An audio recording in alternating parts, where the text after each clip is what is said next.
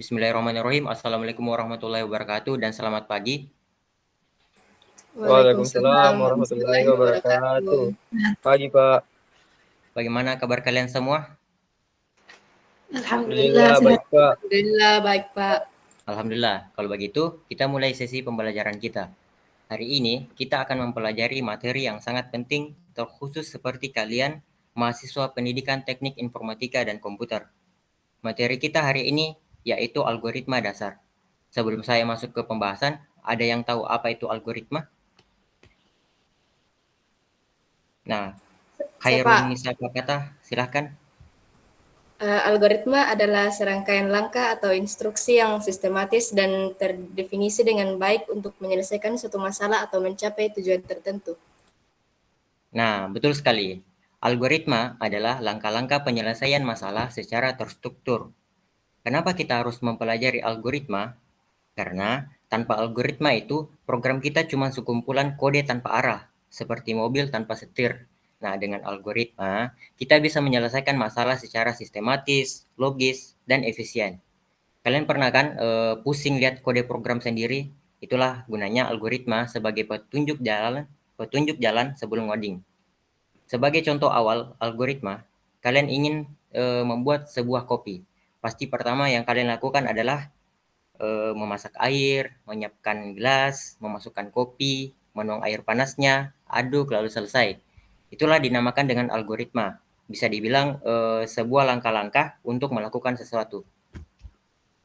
Next. Sekarang kita masuk ke struktur dasar algoritma. Nah, algoritma ini ada tiga struktur utamanya, yaitu pertama sequence, kedua selection, dan perulangan. Kita ke sequence dulu. Sequence ini adalah langkah-langkah yang dilakukan satu persatu sesuai urutan. Contohnya, kalian mandi, nyalakan keran, sabunan, bilas, lap, lalu selesai. Itu harus berurutan. Tidak mungkin kalian nyalakan keran, terus lap, selesai. Pasti berurutan. Lalu yang kedua itu ada selection. Selection ini bisa dibilang tempat kita membuat keputusan. Contohnya, kalau kalian lapar, kalian memilih mau makan atau tidak. Kalau kalian haus, kalian memilih minum atau tidak. Itulah selection. Lalu terakhir ada looping.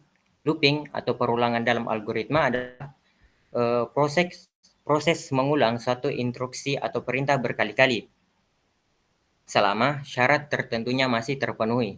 Bayangkan kalian disuruh sama orang tua kalian bilang cuci piring sampai piring bersih.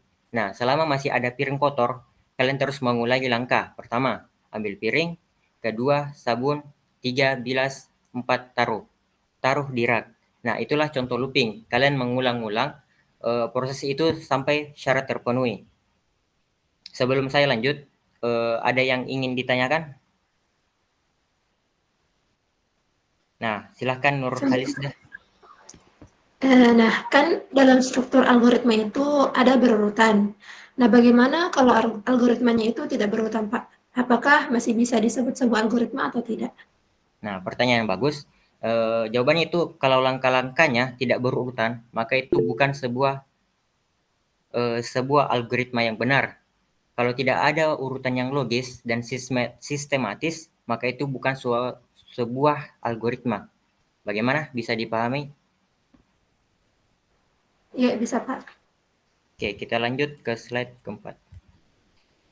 Sekarang kita lihat implementasi algoritma dalam dunia nyata, khususnya dalam program komputer. Pertama ada pencarian buku. Misalnya kalian bikin aplikasi perpustakaan digital, algoritmanya bisa membantu mencari buku berdasarkan judul, pengarang, atau kata kunci.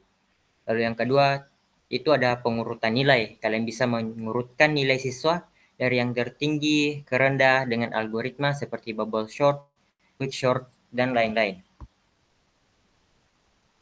Lanjut ke ini. Sekarang kita masuk ke dalam pembahasan penulisan algoritma. Kita bisa menulis algoritma dalam 3 bentuk. Yang pertama bahasa alami. Bahasa alami itu seperti kalian tulis saja di buku. Seperti ambil 2 angka, tambahkan, cetak, hasilnya. Itulah dengan bahasa alami. Lalu yang kedua itu kalian bisa lihat di gambar sini. itu namanya piscode, mengetikkan sebuah kode program. Ini berupa kode, lalu yang di flowchart itu dia bukan bentuk kode tapi bentuk gambar visual yang memakai simbol, yang masing-masing simbolnya itu mempunyai arti masing-masing.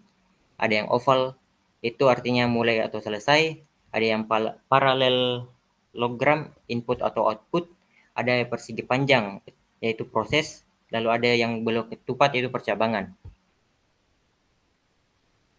Lanjut. Nah, di sini ada tips belajar algoritma. Tadi kan kalian sudah mempelajari algoritma, tapi masih bagian dasar-dasarnya saja. Nah, di sini ada tips belajar algoritma mulai dari gabung komunitas, latihan soal, memuatkan belajar online, visualisasi. Lanjut ke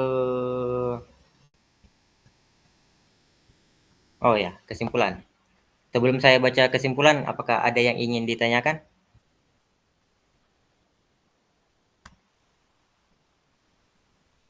Ya, silakan Nur Wahidin Akas. Baik, terima kasih Pak. Saya ingin bertanya, jadi apa perbedaan dari algoritma flowchart dengan pseudocode Pak? Apa kita harus menguasai kedua algoritma tersebut? Nah, pertanyaan bagus. Flowchart itu versi gambar atau visualnya, sedangkan piscode itu versi teks yang mirip kode. Ada orang yang lebih suka pakai gambar, ada orang yang suka lebih pakai teks. Kalian tinggal pilih, bukan berarti kalian harus menguasai kedua-duanya. Kalian nyamannya mana, pakai yang mana. Apakah bisa Nur Wahidin Akas? Baik Pak, terima kasih atas penjelasannya. Oke. Apakah ada lagi yang ingin ditanyakan? Baik, kalau begitu saya akan bacakan kesimpulannya. Kesimpulan, algoritma adalah dasar penting dalam pemrograman dan problem solving. Belajar algoritma memperkuat logika dan kemampuan analisis. Terus latihan dan eksplorasi untuk kemajuan skill Anda.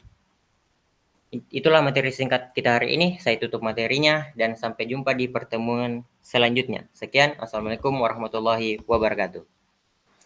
Waalaikumsalam warahmatullahi wabarakatuh. Terima kasih Pak. Terima kasih, Pak.